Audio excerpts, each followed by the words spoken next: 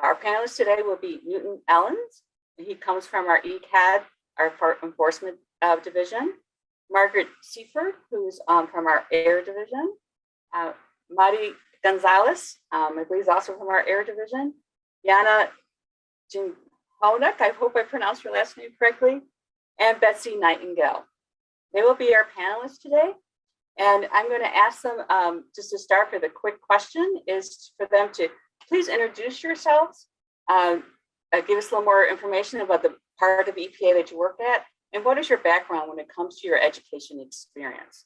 And can we start with Newton, please? Okay, good morning or good afternoon to you. My name is Newton Ellens. I am in the enforcement and compliance assurance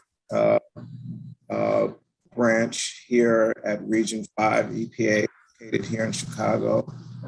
A little bit about my educational background. I graduated from the University of Illinois in Urbana-Champaign back in 1992.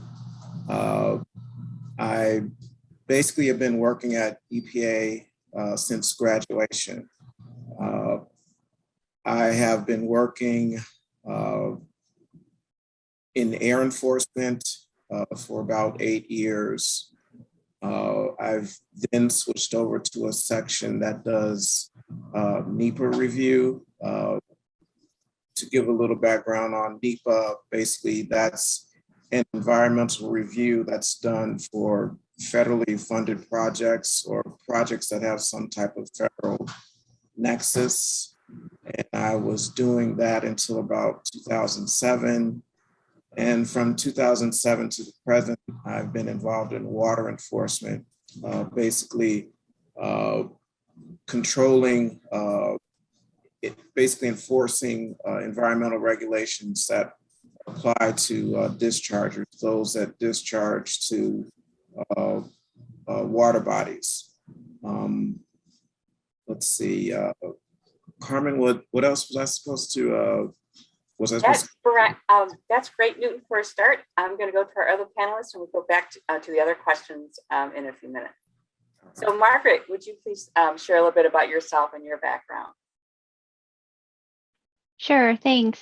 So my name is Margaret Seifert. I am an environmental engineer in the Air and Radiation Division, and I've been with the agency for 25 years. I received my Bachelor's of Science in Civil Engineering with a specialization in environmental engineering from the University of Illinois in Champaign-Urbana.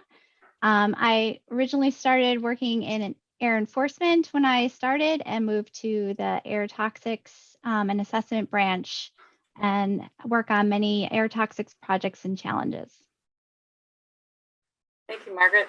Mari, could you please share a little bit about yourself and your background? Hi everyone, I'm Mari. I work in the air permitting section within the Air and Radiation Division at Region 5 in our office in Chicago. I also have a bachelor's degree in civil and environmental engineering from the University of Illinois at Urbana-Champaign. And I also have a master's degree in environmental engineering from the University of South Florida.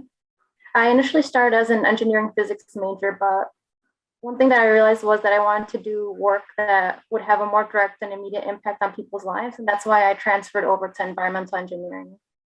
Over in the air permitting section EPA, I focus on oversight of the state's air permitting programs. And so I provide technical support and guidance to the state agencies. Basically, I ensure that their permits that they're issuing are complying with the Clean Air Act.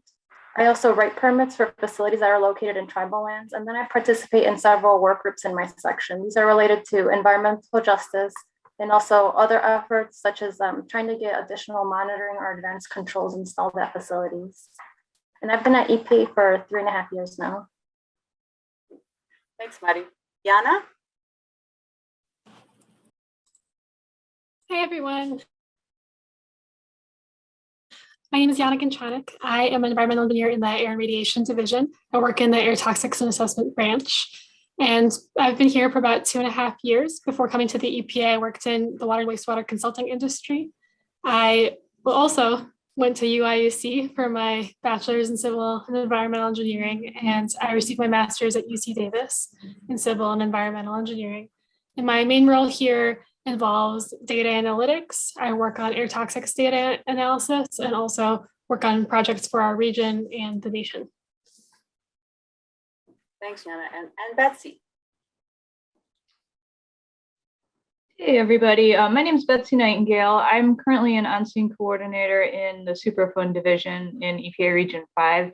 I actually work out of a satellite office. So my office is in Ann Arbor, Michigan, and report to the overall Region 5 structure in Chicago. So my background is a little bit, I guess, unusual for my position. I went to the University of Michigan and studied biology for undergrad. Graduated in 1996 and then completed a master's degree in aquatic ecology in 1998. And then I had quite a few jobs.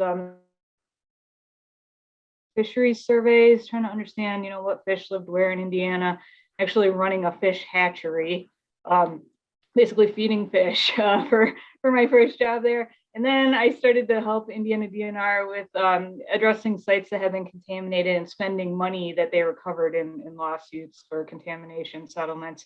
Then I went to work for a nonprofit called the Nature Conservancy, also kind of working to understand aquatic ecology in the Northeast US and streams. Then I went to work for the state of Michigan in their water program, helping, to reduce pollution that comes off of land within the state of Michigan, and then also enforce water related regulations. And then finally in 2010, I had the opportunity to come to US EPA in the water division. And it was interesting, as part of my job in water division, I responded to that big Enbridge oil spill that we had in Southern Michigan in 2010.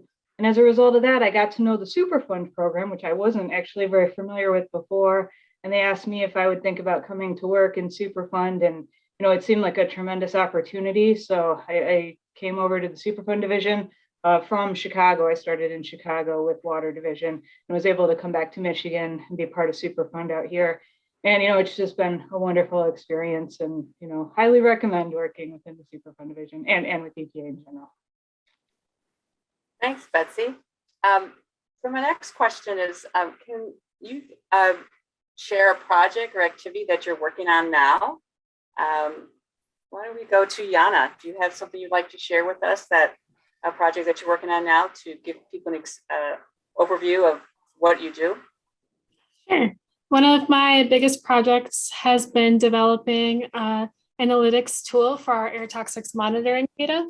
So we collect monitoring data from across the country, monitors in every state, and include toxic air pollutants. And much of the data is published, but to this point, we didn't really have a way to analyze it in as close to real time. So I was able to build the code and create the dashboard so that in our region, we can look at data more close to real time, analyze if there are any potential pollutants of concern, and share that with our states and other regions and the nation. That's been really fun. Great. Margaret, how about you? What's the exciting project you're working on right now? So as I talked about before, I work on many different types of air toxics projects and challenges. One involves the hazardous air pollutant ethylene oxide.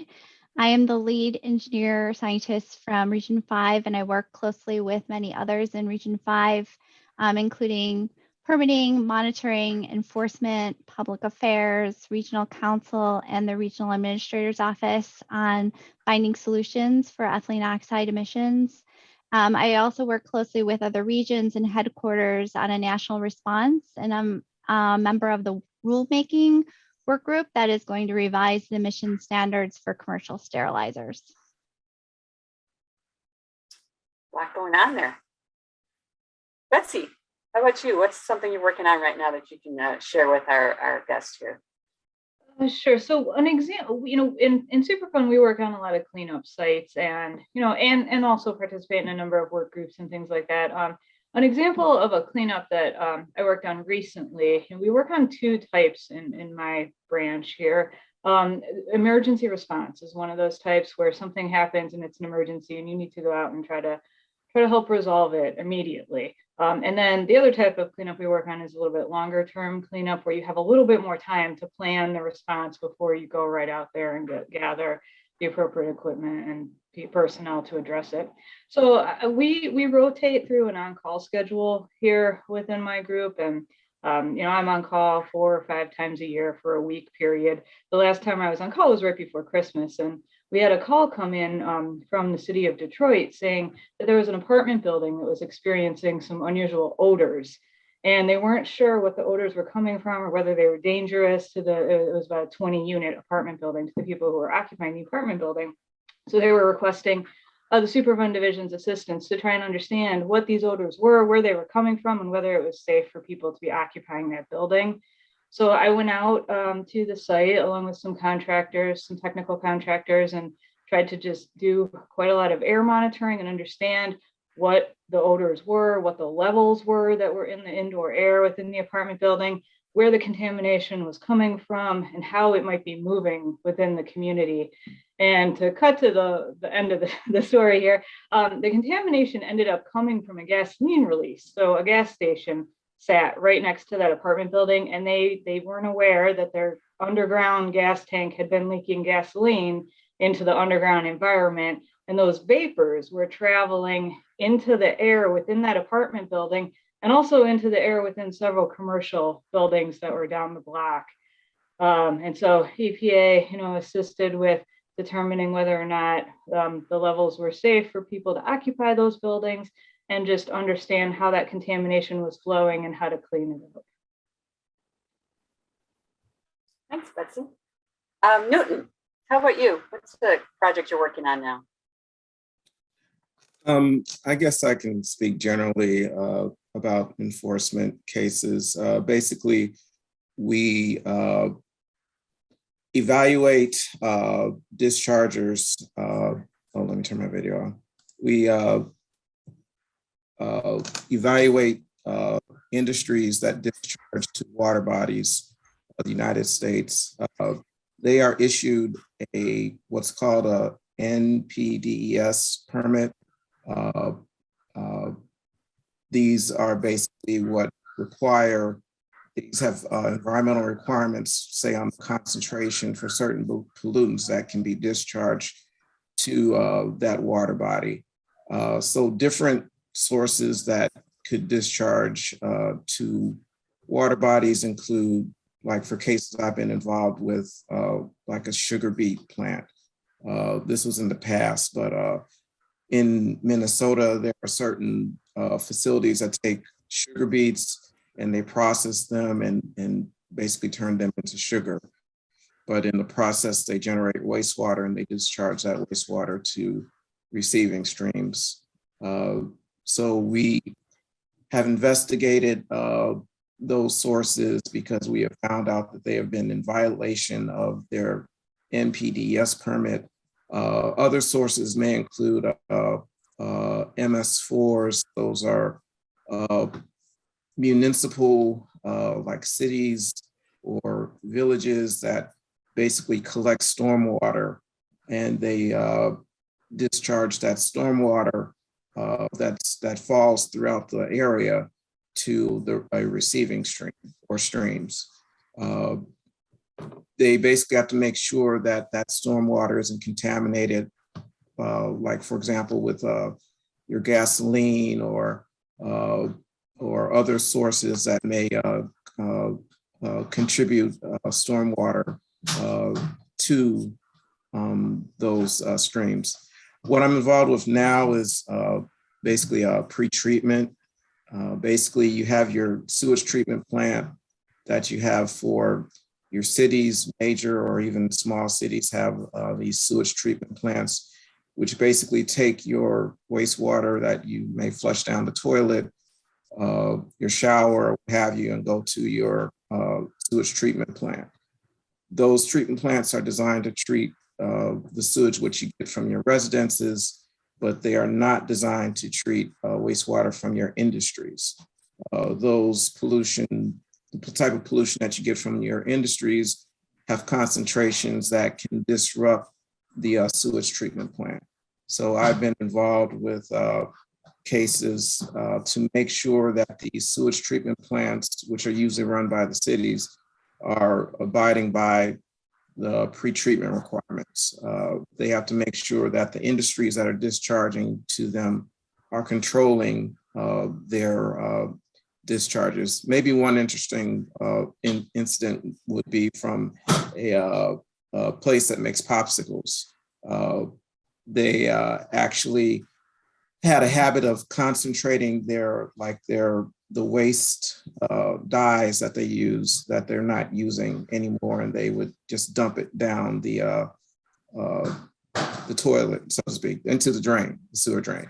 And that drain would basically go through the treatment plant and end up making some of the receiving stream red, so to speak.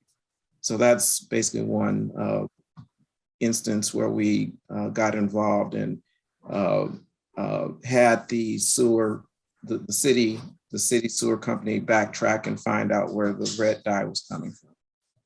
So yeah, that's basically it. Thanks, Newton. And Mari. So in the air permit section, I'm currently in an environmental justice work group. And in this group, what we're doing is we're brainstorming ways to incorporate environmental justice considerations into our permitting work. Historically, this has been sort of challenging because we're not really allowed to go beyond what our regulations allow. So we can't force a facility to, for example, install additional controls or relocate to another area. So we've been brainstorming how to effectively make the permitting process more equitable. And we're currently developing some community outreach efforts. We've also been in talks with our state environmental agencies. We're in constant communication with them because they're the ones who issue the majority of the permits. And we've been discussing ways to increase community involvement in the process, ways to increase transparency by trying to make information more available to the public, and also researching where there's some room in our regulations where we can have some discretion to either request some additional air monitoring or modeling. And overall, this type of work has been really challenging, but it's also really important work that needs to be done because everyone here is trying to strive to carry out EP's mission, which is to protect human health and the environment. Thanks, Mari. And I'm going to go to the chat. Sanjay, do we have any questions in the chat? Yes, we do, Carmen. We do have some questions in the chat. Let me see. So I guess to start with the first question from the chat from Uzair Ahmed, and this is to everyone on the panel, and it may be more specific based off the division, but the question is, have you worked with phosphate and chloride levels?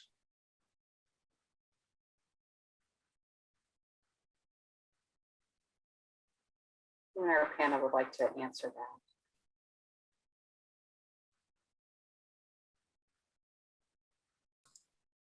that. Let's see. I would say that in these NPDES permits that I was speaking about before, those permits which would apply to these sewage treatment plants that are run by municipalities, those may have limits, concentration limits for phosphates, basically because that is a nutrient, and that if there's too much of it discharged to a water body, that could lead to things like algae blooms and that type of stuff. There also, in some cases, there may be, was it cyanide limits? Is that what was said? Have you worked with phosphate and chloride levels? Oh, chloride levels. Usually at these sewage treatment plants that we go to, they have different units for treating chemicals. In fact, you said chloride. You don't usually see, you might see limits on TDS, what's called total dissolved solids, which could be your salts, which could include chloride. So you may have these treatment plants which may have chloride levels, and the industries that discharge to those sewage treatment plants may have chloride levels. Chloride is often something that is hard to treat, from my understanding. So in my experience, when we see these chloride violations, it could be a challenge on getting the POTW or whatever source there is to treat. As the regulatory agency, we're not like a consultant, so we don't typically tell the source how to reduce the chloride, but if they are violating any limit, then we would have them basically come up with a plan to fix the problem, whatever it is. Thanks, Newton. Do we other questions, Asante? Yes, the next question is, this might be for everyone, what are the most common pollutants you see that need to be constantly monitored?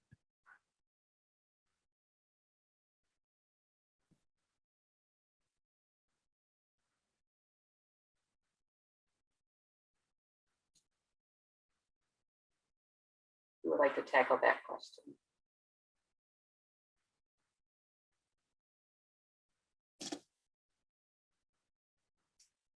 Betsy, what have you monitored from your experiences? How would you answer that question? You know, I was just sitting here thinking about that. In my personal experience, a lot of times it is quite variable. You know, we end up dealing with a lot of accidents that happen, you know, like train derailments and things like that. And just, you know, whatever they happen to be carrying and happens to spill, you know, depending on the circumstances, then you end up needing to address. So, you know, things like acids and a lot of oil spills we end up dealing with as well. But there's just, you know, potential, because so many different commodities move across our country, potential to have to deal with spills of quite a variety of chemicals. We do have some, you know, for my program, there are some regulations that govern what we can and cannot respond to.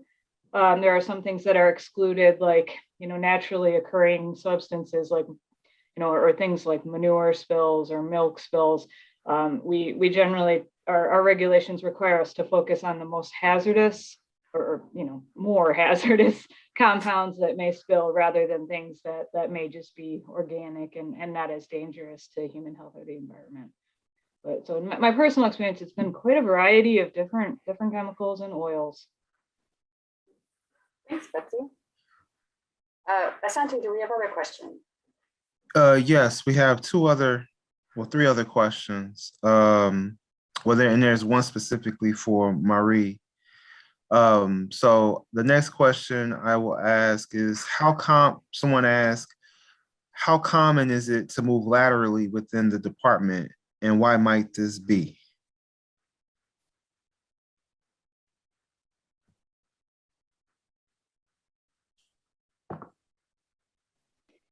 I'll take a crack at answering that. We do get opportunities to move through details. So positions will be posted where you can apply and see if you can work on a specific project of interest. And then there's other positions that you can apply for to move permanently to a new position if you want to work on something different. It's, I think, based on what your experience is and what you want to do.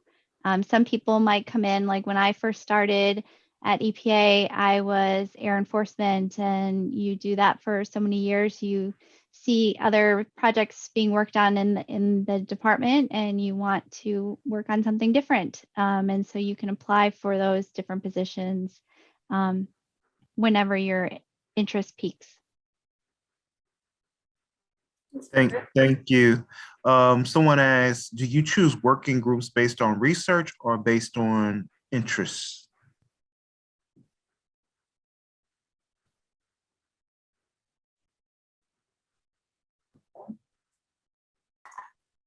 I can answer that. I guess that depends. In my section, we develop work groups within our section, and those are ones that we brainstorm every year. And so we get to choose which ones we work on. But then we also have national work groups, and oftentimes the managers will take volunteers for those. And so that can be based on your experience or your interests. Awesome, thank you. And I guess for Marie, we'll keep it with you. Question was specifically for you. Are you, it says, are you a part of E&J's working group planning programs within the entire Region 5 or just Chicago area? And if it is city specific, do you know of other EJ working groups in other cities across the nation? I would say that environmental justice is an administration priority. So we're actually weaving this into the work within all of our divisions. Personally, I focus on EJ work within my particular section in air permitting. And I would say that this is happening across all the regions across the nation. So in my particular work, I'm working with all the states in our region, so not just Chicago.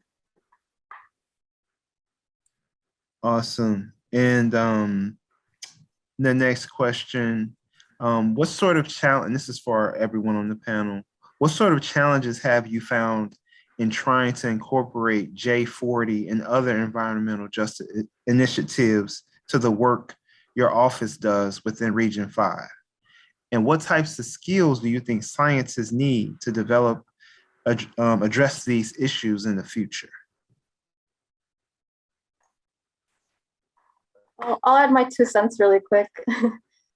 I would say that one of the challenges can be dealing with what our regulations allow versus what the communities want. And so we have to try to balance those 2 things. And then one of the skills that I think that scientists need to address these issues in the future, beyond technical skills, I think we need to become more competent with community engagement skills and communication, because it's not just about having the technical background, it's about working with our communities too.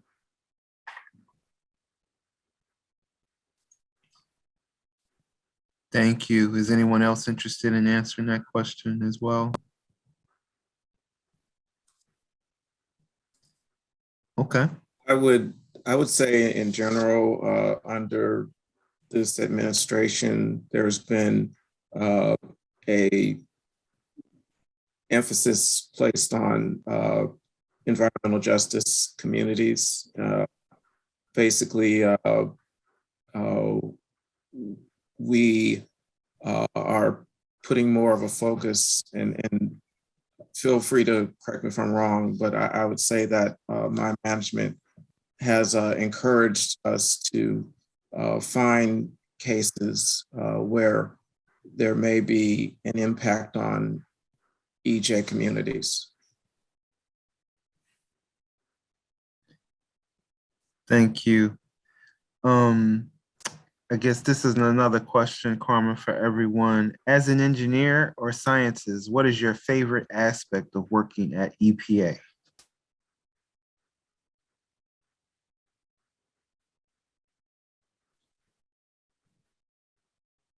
I'll rotate in for that. Just, it's amazing the ability that we have to be able to go in and fix problems, and it's just so rewarding, to have like some spill you're responding to, and basically to be able to go out there quickly and get it cleaned up and get it resolved, and make the environment more safe for aquatic life and terrestrial life and human life. So it's really rewarding.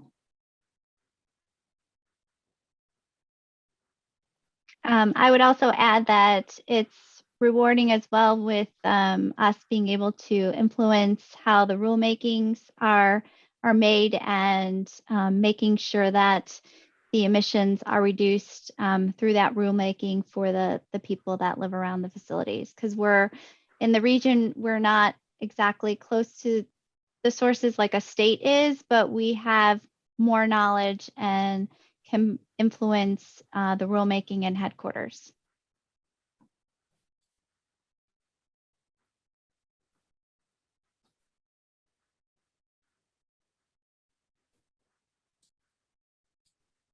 Okay. I guess we have a couple of other questions, Carmen, if it's okay to get through those. There are, Yes, definitely. Yes. okay, awesome.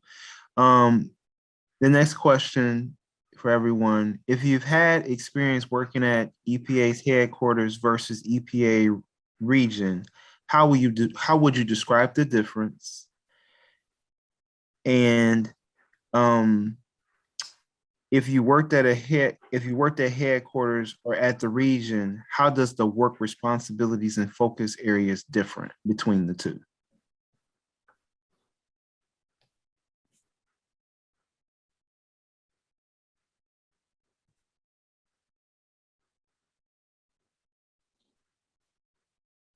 I don't know if any of us on the panel have worked at headquarters. I'll take a crack at this just because I've done a couple details. So as Margaret mentioned, there are opportunities to do lateral details. I did do 20% details where 20% of my time has been allocated to work with headquarters. And I guess the biggest difference is in regional work, the relationship we have with our states. But because of the types of projects that I've done that have been data related, I haven't seen a difference in the responsibilities. It's, I think, more in the relationships. Thank you. And the final question I see is, what is the first step to addressing a polluter in your community?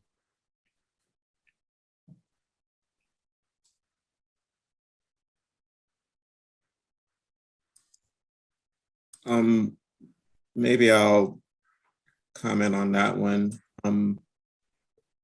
And I used to take citizen complaints where basically EPA takes complaints directly from citizens about issues that come up. I guess the first step we would probably take is to contact the local environmental agency, or maybe someone at the state environmental agency, to see if they are familiar with the issue at all, and to see if this is something that that they are addressing. If that is not the case, then the issue is something that we may take on ourselves. If it's a serious issue that is affecting the environment, then that's something that, you know, we would have our different levels of trying to see who would address the issue.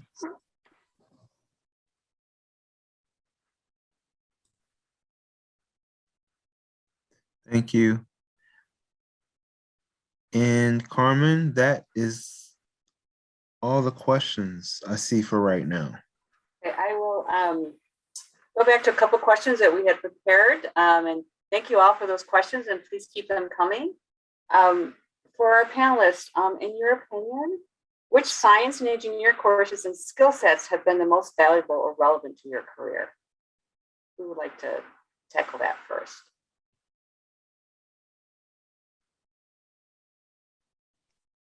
It's been a while since I've been in school. I graduated in 1996, so I'm sure classes have changed since then.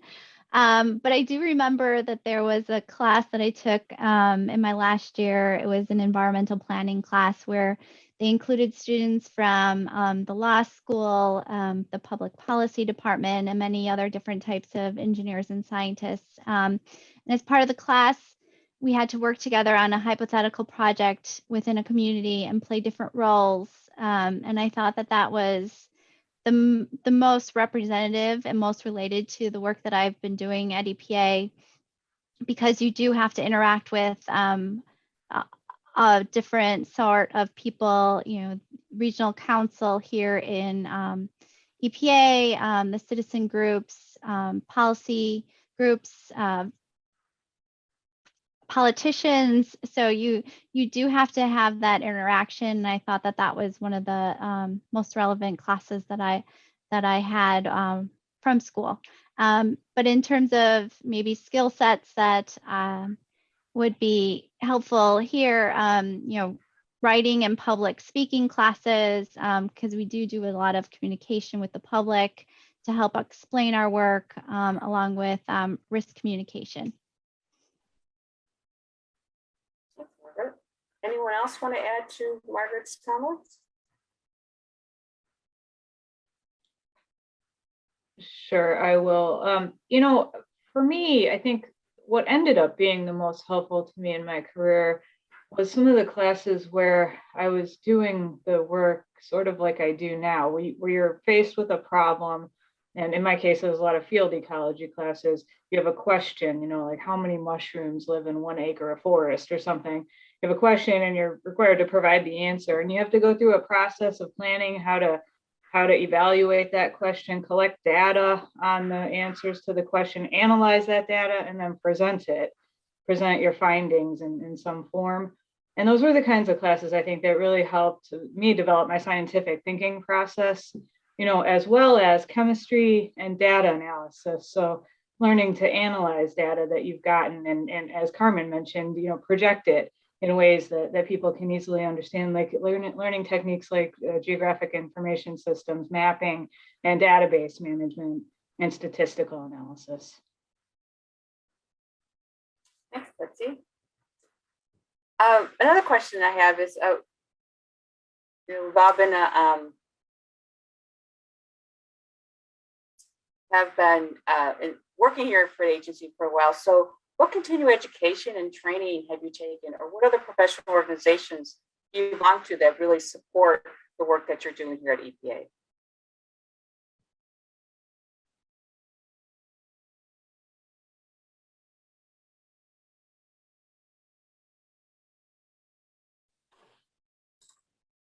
I'll share that there are a lot of training opportunities with the agency. There were coding courses, and also there are different data science teams that I've been a part of.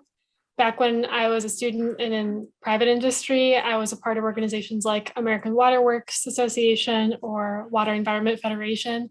And I definitely took advantage of the fact that they had, I think, free student memberships, and also oftentimes they would let volunteers attend conferences for free, which provided great networking opportunities. So I would definitely recommend those for students.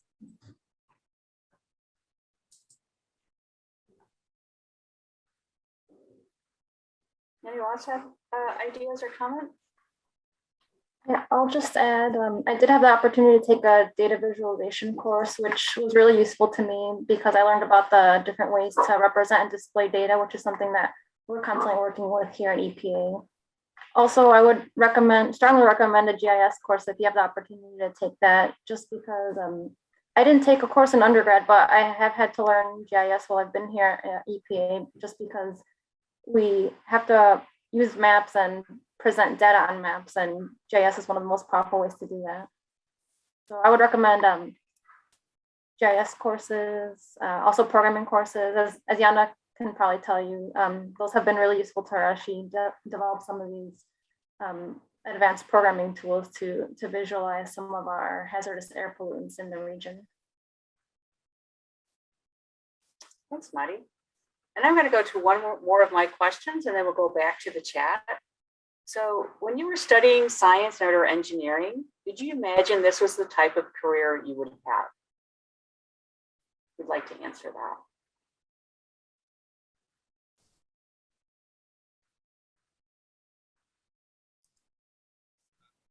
I'll take it first, Carmen, if you don't mind.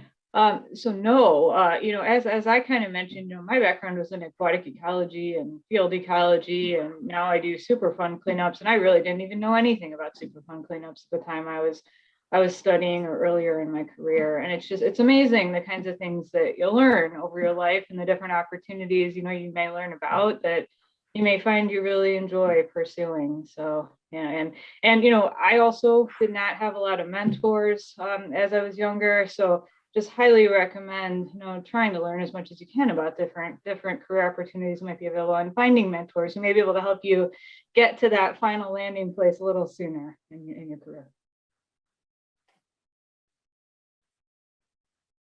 Anyone else on our panel would like to answer that question?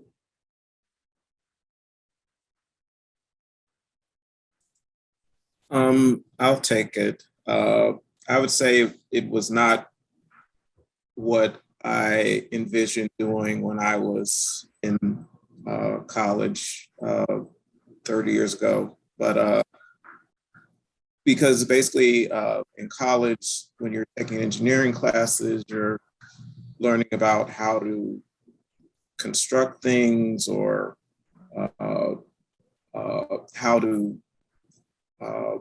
how to build things according to whatever engineering specifications that you're given. In EPA, you're more in the regulatory frame. So we're basically looking at entities that pollute, and I guess there is an engineering aspect to it because you're trying to figure out or facilitate the reduction of that pollution that's going into the environment. But at the EPA, we are a regulatory agency. So I think one person was speaking before about we only work with the regulations that we can enforce. So we basically see what the situation is, what type of pollutant is being put into the environment. We compare that with regulatory limits that apply to that source, and we take an enforcement action in order to bring that source into compliance. So it's different from what I envisioned in school. Thank you, Newton. And Sanjay, do we have any more questions in the chat before we conclude our panel discussion?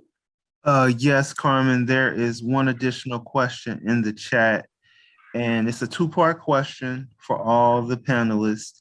And the question is, how much exposure did the panelists have in policy writing and or understanding before their jobs at EPA?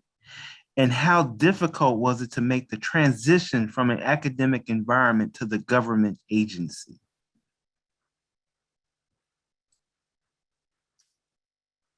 Very good question. Who would like to go first?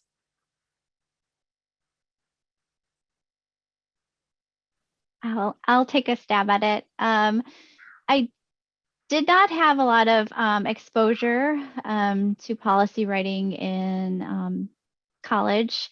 When I started at EPA, I started doing air enforcement. So you're working a lot with the regulations and reviewing those regulations against industry and how they are operating.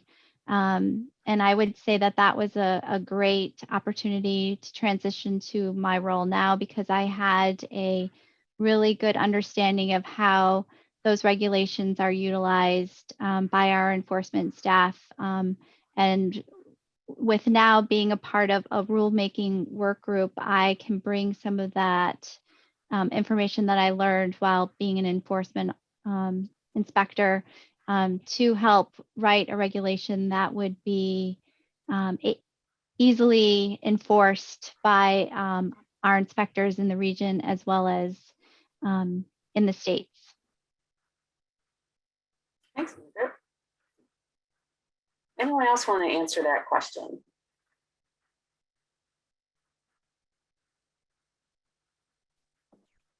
Sure. So for me, I also did not have really much policy writing experience when I was back in college. I did quite a bit at the state level before I came to EPA, and I think that was helpful.